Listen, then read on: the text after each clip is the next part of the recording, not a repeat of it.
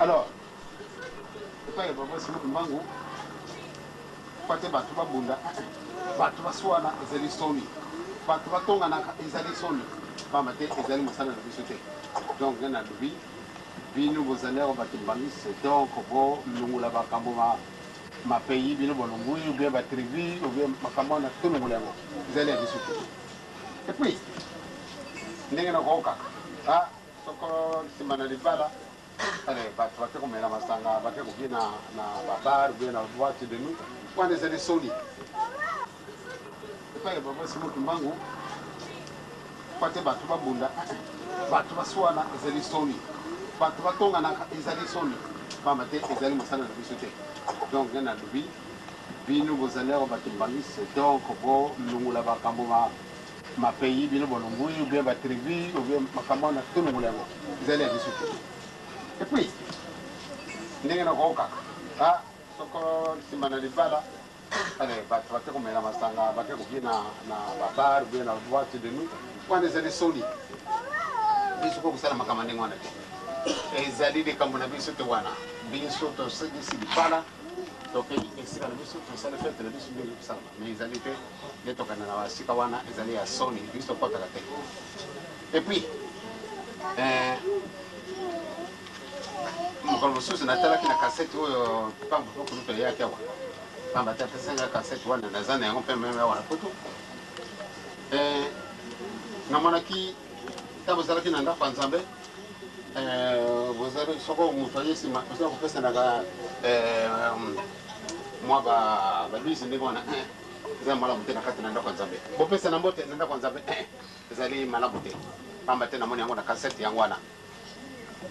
Soko ye sima o kotani moninga wana boyemba kana yi ekambote pamba te possible continue tena kati na ndako nzambe. Bopesa na mbote te. Ezali mabe. Et puis ba mama mwana mwasi nyoso tu. O continue kati na ndako nzambe. Ndenge bolati bo muswari na bino bolati la kango ndenge wana. Pamba te ezali tellement important na kati na mokano matata nzambe e kumami pesa kitoko.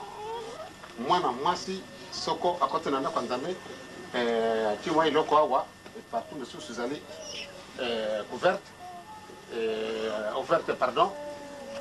Alors wana ezali malamu te mokano nzambe penza mulubi wana ngai mwana mobale soko na koti na kati na nzambe na ikoti na BBC.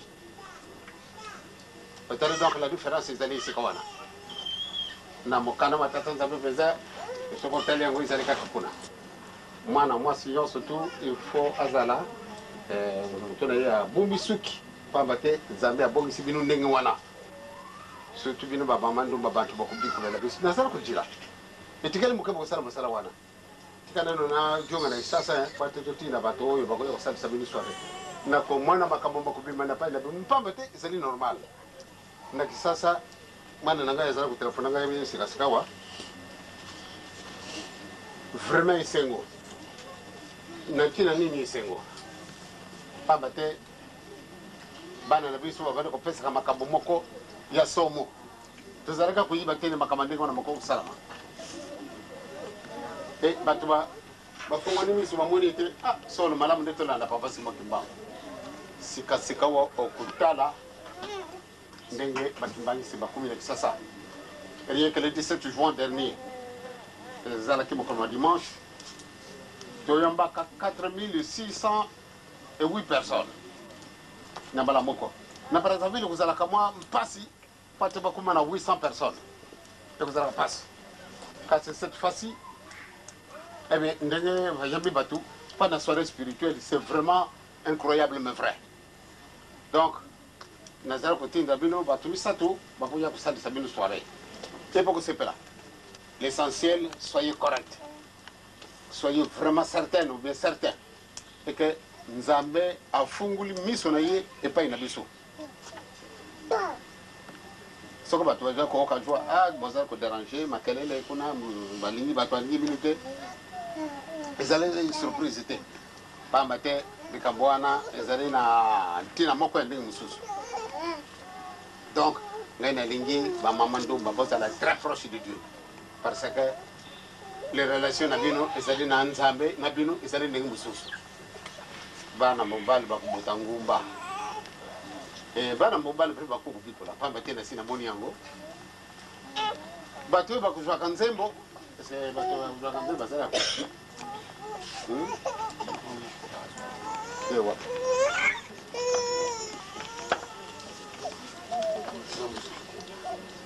mosusu wa ezali kilo moko monene souvent bato wana bakuzwaka nzembo bazali plus tante que n'importe bozali na batentation koleka pourquoi parce que baangeli oyo bakopesaka bino nzembo ntango bakaikaka satana mpe aye abongisi oyo aye po ate atungisa yo okoya yango na esika wana nde eza na bino mokumbo moko kosekana na yango te donc na esika nyonso to ezali yiba malamu ete angeli na bino azali kasi moyini satana mpe akote azali pana nini akwesa yo alungola yo eloko wana communication spirituelle bato ebele nzambe akoni surtout bino bato baza na putu pamba te nalobaki yango na Bruxelles soko mutu azala yango na kati na France awa lisengo nyonso lizali bovanda bino pa bovanda lisengo nyonso tu bizali okamati likambo ya tata Simon Kimbangu vraiment toi aussi mibeko vous allez plus proche de Dieu que moi qui suis à Kinshasa parce que quand on est à Kinshasa nazali na moins de tentations et que vous mutu zali wana kati na puto soko mutu azalaka na mbuka na par exemple na Mayombe ou bien na Bandundu ou bien n'importe où mutu akuzalaka kuna akuzalaka Kimbangisi ya solo yini ta admire pamba te esika ya voadi pia bayini bazali kasi na kwa admire mingi mutu azalaka kisasa azali akomi Kimbangisi convaincu aza kolandaka na kanisi approche na ina tata nzambe azali tellement certain pamba te ye azali na kubunda okenda wana okay kukuta makambo baza kusala kawana oyo elingi yote elingi de ngoma na yote elingi nzambe te balata wana au bandi kulite baza koleka o kakuna makambo za koleka kuna maza kusala makuna batondenge baza kuluba ebita mususu soko za na resistance baza na kata batima na yote oko kokota kuna obebisi lokana yo kasi motoyo soko lubi ngana boy à côté de moi, Tata Simon Kimbangu, vraiment, il a beaucoup de mérite. Particulièrement vous autres qui êtes ici en Europe. Beno bato vous awa soko vous allez vraiment un vrai Kimbangiste. Vous vous conduisez convenablement. Soko fukabi kaka osenge nzame papa azali côté na biso. ngai na ligne tende relation na bidu ezala tellement serré na ye pamba te bozali bato bakodefendre cause na ye natangisaka baninga na bino balekaki awa mokana batata nzambe bondimi nde bosalela mibeko me tata nzambe ndenge nyango moko kosalama eh bien solo bobunda etumba vous avez beaucoup de problèmes ya mosala problème ya ndako problème ya mikanda makambo misato maza kotungusa bino awa kaka te meme na suisse esika nga na vwandi meme na bruxelles nakuti yango baoyo nayo kuyambaka balungwi na swate na angleterre bele problème wana bayo baza kulungwa na l'Allemagne oyo nakutani baoyo balungwi na URSS oyo bakutani bango yose bele makambo misato oyo mina tina nini bobusana te bobusana te pana nini boyembi te pamba te bavoisin wa bateli déjà message na la police kona na lupango wana bafundi mama oyo tala nano kona na ndako mama wana makelele pesa bisu moya kulala mpongi ezali te c'est pour ça na butu ya kosala makelele wana moju batungi beza kujemba kayo donc bisolingi na makamandi wana donc wana pana nini il y a quelque chose qui ne va pas et si on va là ce qu'on veut une musique vous allez dérangement mais ce qu'on va mettre musique na bango ya kubina c'est dérangement quand c'est le comme dérangement donc esika wana lomingi bete bozali na mukumba nzambe apesi bino mukumba oyo nzambe apesi bino malamu nde bobatela yango botambola na solo ndenge mwana papa Simon Kimbangu akotambolaka ngai kaka tende moto na botambola papa Simon Kimbangu yo lokola ondimi ye ozali mwana na ye pamba te nzambe akongo kobongisela yo ngai nazwaka nzembo te kasi bamama bango bazwaka nzembo mais mpo nini ye papa Simon Kimbangu aya kopesa nzembo na pai na ngai donc oteli donc soko bumi malabu okokosala mosala oyo papa Fuma Longo asalaka okokoleka meme ngai pamba te nzambe ntango tokoyaka wana kati na mokili nzambe akopesaka moko na eloko na ye bamosusu bazwi mitano bamosusu misato bamosusu moko na mokanama nzambe yango ende komama donc esika wana bamama na batata solo botambola na bolingo moko kosakana te botambola na mibeko na monoko te kasi na kati na motima na bio pamba te ezali mutu moko te azwaki obligation po ete alanda tata Simon Kimbangu kasi moko azwaki appel na ye même soko mobali na ye ngai mutu amemaka na lingumba wana mwasi na ngai mutu amemaka na lingumba wana pamba te liboso omonaki bolingo na mobali na yo yango wana nde olandi ye e bokumpi wana ndako bovanda na bino mpe ezali bokasani mais soko bozalaki bino mibale komela masanga ebe ntango mosusu nde bandako na bino mpe ezali désordre mais vous allez vous supporter pamba te ondimaki yango ntango mosusu ye mwasi na ngai moto amemaka na lingumba wana ezalaka na ngai fierté soko namoni ete mwana mwasi azwamaka na mobali me mwana mwasi alobi soko olingi ngai ye solo kutungusa ngai te ngai nakolanda tata Simon Kimbangu tilwa jiba malamu nde ngai nazali kimbangisela kokubongwa na ndenge mosusu te ebe ntango mosusu mobali akutungusa yo kasi à la fin de fin akomona nde solo bazali kosalaka mosala kitoko banda ntango wana batiki yo nzela ale yo mpe moke na bijale na yo mobali mpe alandi yo ezali fiere ezali fierté moko monene na ngai soko namoni mwana mwasi abundi etumba alongi mobali na ye obie mwana mobali amemi mwasi na ye obie mwana mobali pardon mwana mwasi amemi mobali na ye wana c'est-à-dire makambo mibale wana ezalaki très fier yango wana bobunda etumba sino ndenge na sina lobi oyo volonté bino bozwi po ate bokokolanda papa Simon Kimbangu solo ezali kambo moko très compliqué mais bobundi etumba bokomi esika elaka donc esika wana nasengi na bino ete angolais azala te zaïrois azala te ou bien congolais azala te bien zambien bien gabonais ou bien togolais etc partout tozali na bato ngumba tozala na distinction te wana tomiyiba kaka ete biso tolati awa tozali bakimbangisi donc totambola ndenge papa Simon Kimbangu asengi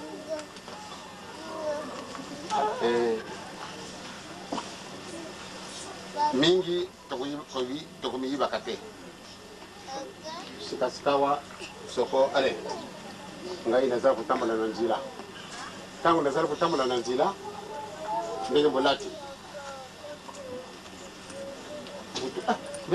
nambo kitoko yo lati ndenge nini ngana zali mokolo ngumba nini wana tangu kulubana yi akusenga poto limula nini wana tangu zala kulimula yi wakutala ndenge nini boni doctrine na bino boni pere vraiment na kati ngumba olubi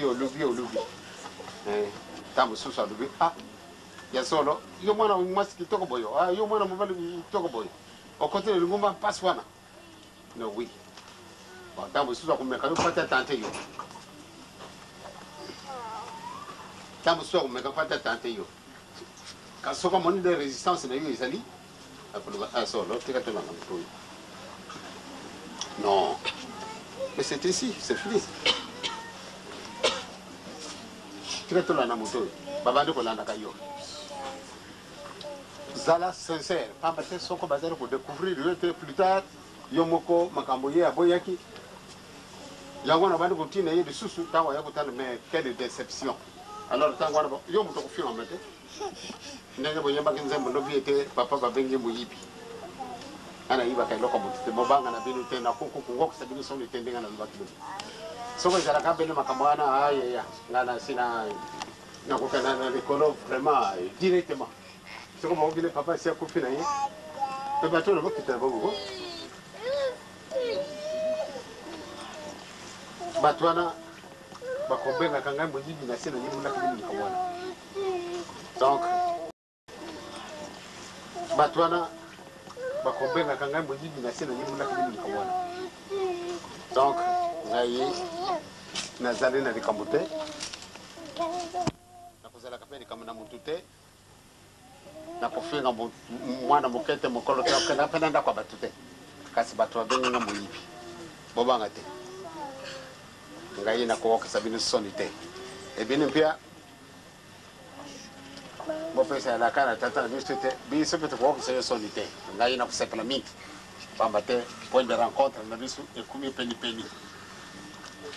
bino bozalea wa solo la lumière soko bomemi mulili na kanisi kuzala soni donc mutu na mutu akamata mwinda na ye akamata pe clairon abeta clairon na ye mpate soko beti clairon allez batu ba oki clairon wana balandi yo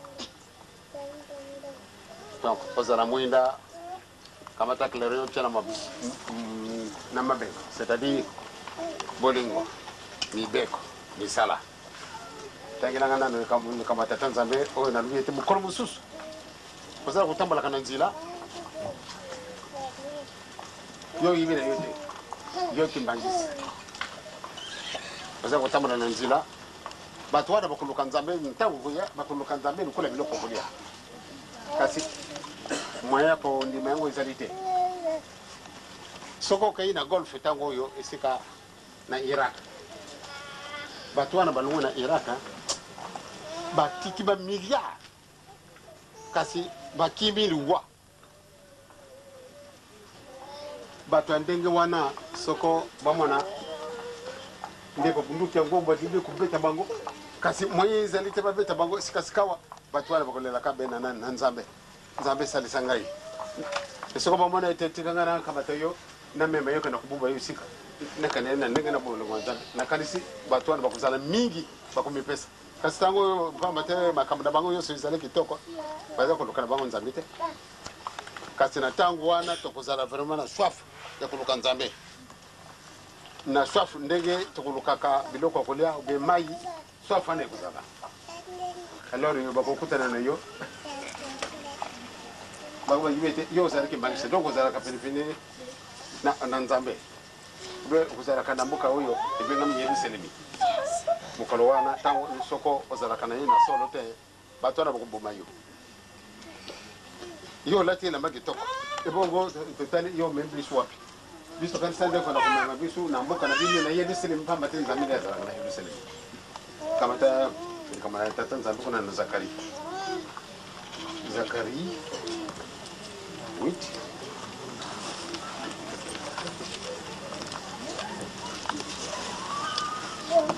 Zacharie 8, verset 20 à 23.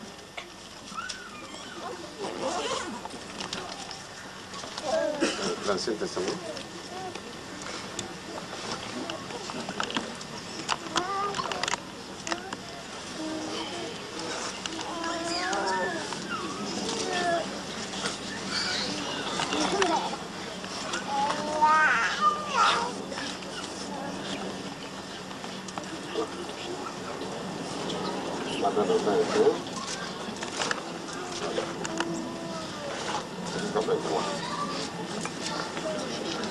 Ainsi parle l'Éternel des armées. Il viendra encore des peuples et des habitants d'un grand nombre de villes.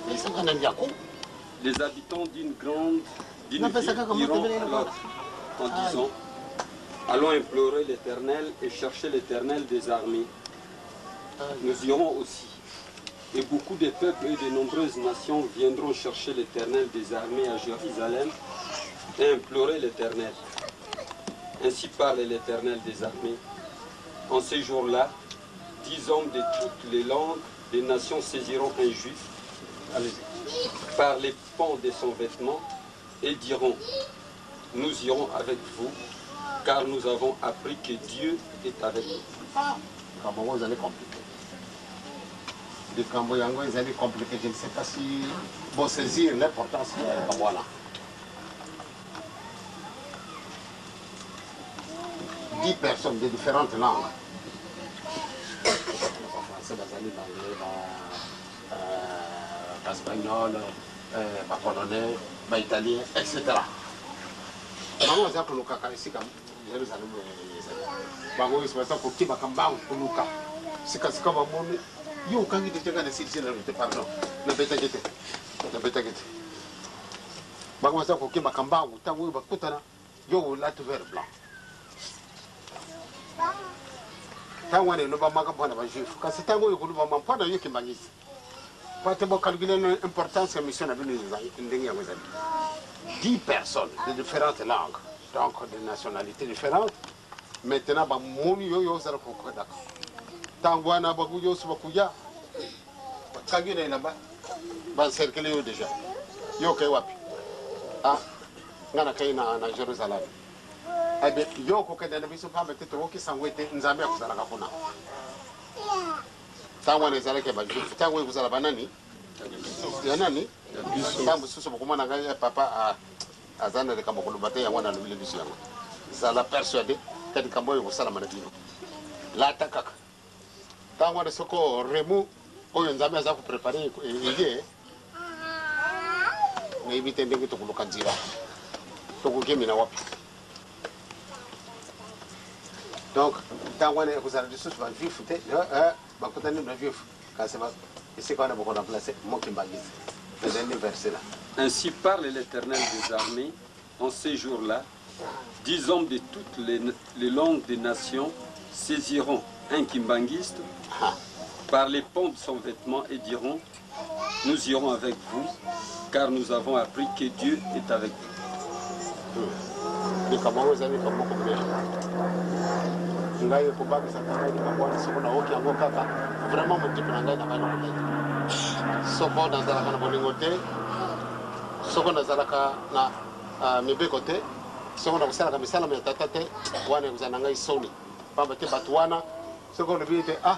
Ngai na bongisi nzila ba bomi yo pambate yo zai muto mabe. Donc mokolo wana ezala passe. Tangila biso na mbeko et pardon na psaume 119. Okutanga kaka verset 6 psaume 119.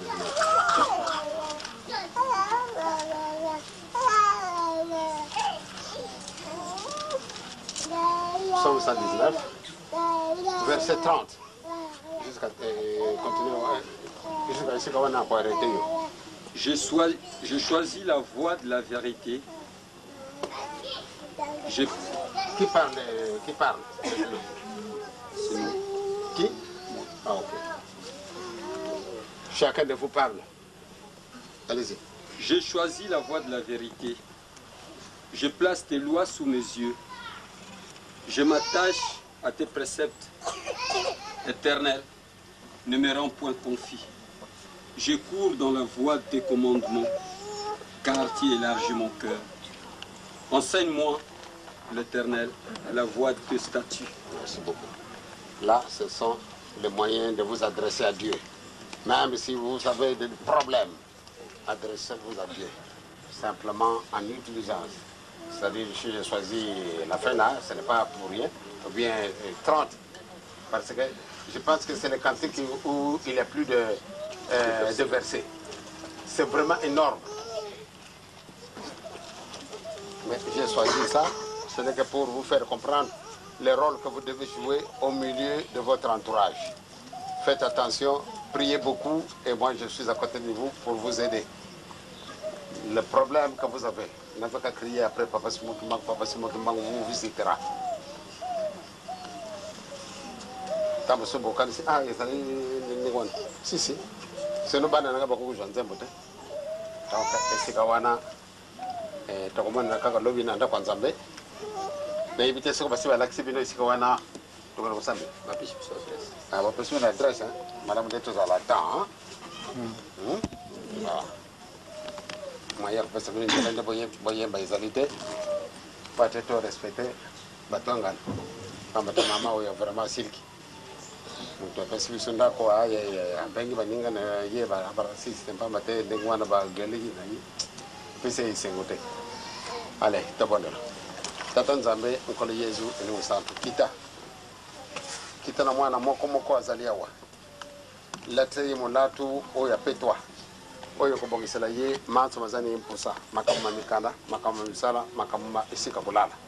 Makama misatu oyo izana bangu pasu. Kasi mutipa kukupesa ngudi sadi sanzali tebelejo. Yango ngana pesa bango na boko na nzambe na ngai doko kusamikana na bango yo mutu yake na bango sikasika vandu kutunga mema moko na ndako na ndenga yela ki na kimia na kumuna tata mwana pia ni santo. Amen. Bah, je vais vous donner à chacun. Ngai na senga ka yo pesa mwa muke mpa tenga na yam. Ça tu fais jouer ngai kasi. Pour conseiller à tout moment où vous avez un problème, vous allez résoudre vos problèmes. Et Komamaka, le 6 septembre 1988, Église Kimbangiste, République française, Europe. Mes chers enfants, j'accuse réception de votre récente lettre par laquelle vous m'avez transmis les nouvelles de l'Église en France. Je vous en remercie. Je recommande à chacun et à chacune de vous de rester dans une position chrétienne profonde. Vous devez utiliser des armes efficaces et lourdes pour faire face à cette lutte que vous avez déclenchée, car vous êtes en train de s'aimer sur des rocs.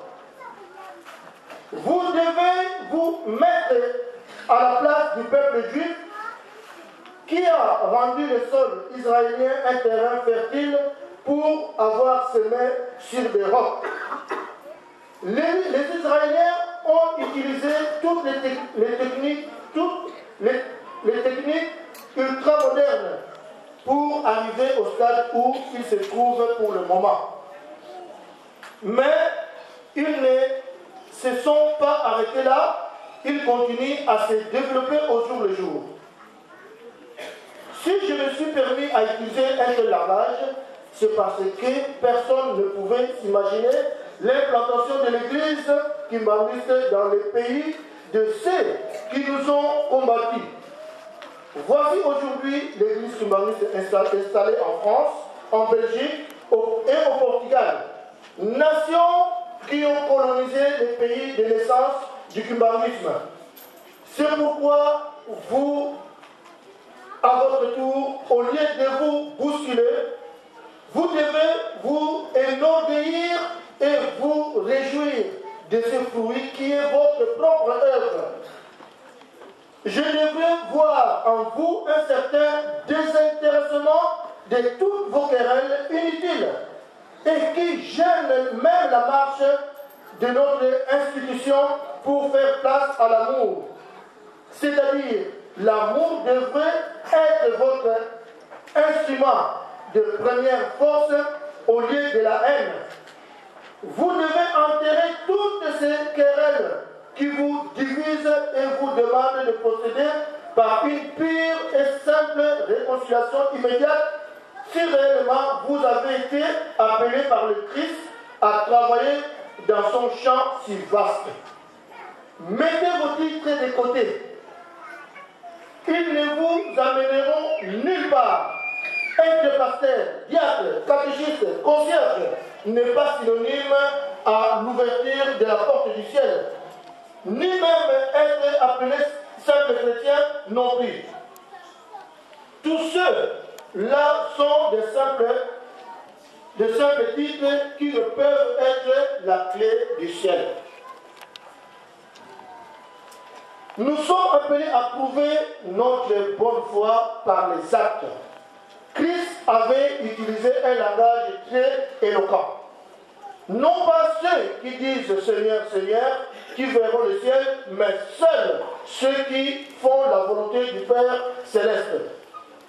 Papa Simon Kimbangu, dont nous nous dressons pour apporter aujourd'hui, n'avait aucun titre spécial pour occuper la place qui lui revient. Il n'était qu'un simple catéchiste, titre qu'il n'avait même pas postulé.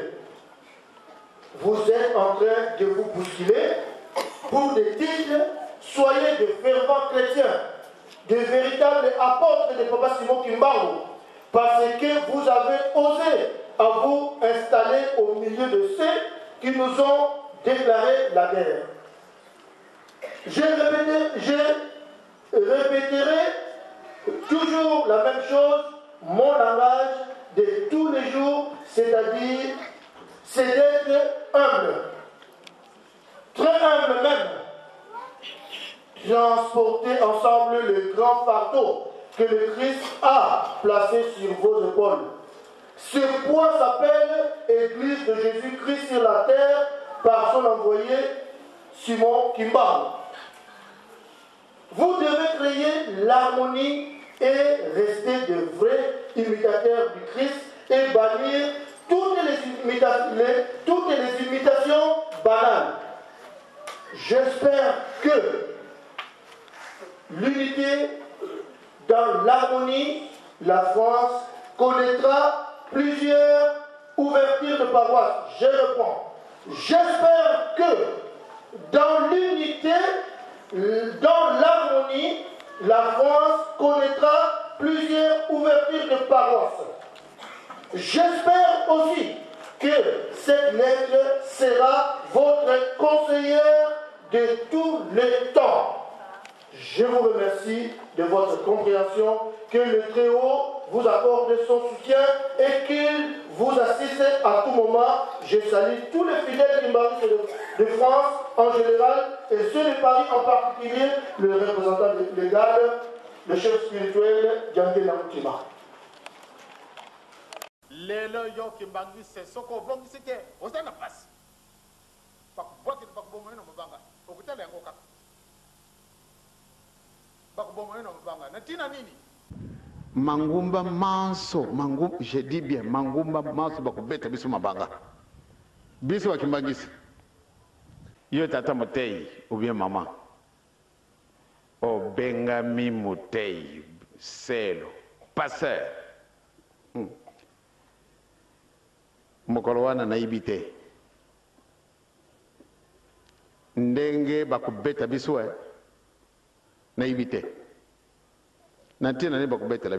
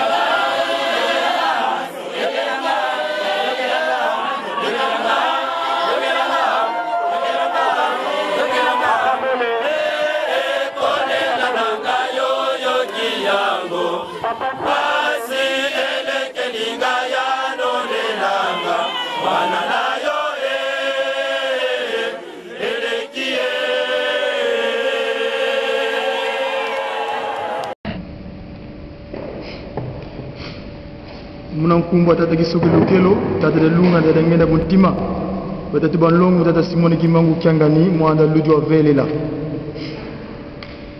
unu tuna katano kelumingu bonso bonansilu za mfumu tutuzi musamu kyankokila le 16 décembre 2005